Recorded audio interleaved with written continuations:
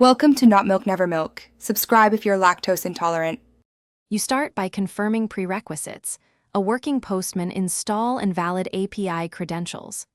Open Postman, create a new request, and paste the base URL plus endpoint path. Choose the HTTP method, get or post, based on the API docs. Make sure to set content type appropriately. Next, add the authorization header or select bearer token in the Authorization tab. Once done, save the request in a collection so you can rerun and iterate quickly. Now you build the middle. Add query parameters or path variables and confirm exact names and data types. If sending data, switch to body, pick raw JSON and paste a minimal payload. Validate required fields only. Use environment variables for base URL and tokens to avoid manual edits.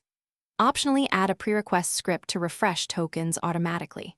Then click Send and inspect status codes, response body, and headers to verify the API behavior and detect schema mismatch. Finish by confirming the successful response and saving the working request to a shared collection. If the call fails, open the Postman console to see the raw request, full headers, and error message.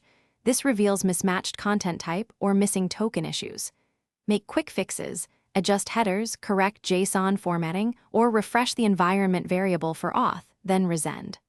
One key tip: if responses are inconsistent, clear Postman cookies and retry. Stale cookies or cached auth often cause puzzling 401 or 403 errors. Thanks for watching. If this was helpful, leave a like and consider subscribing. See you next time.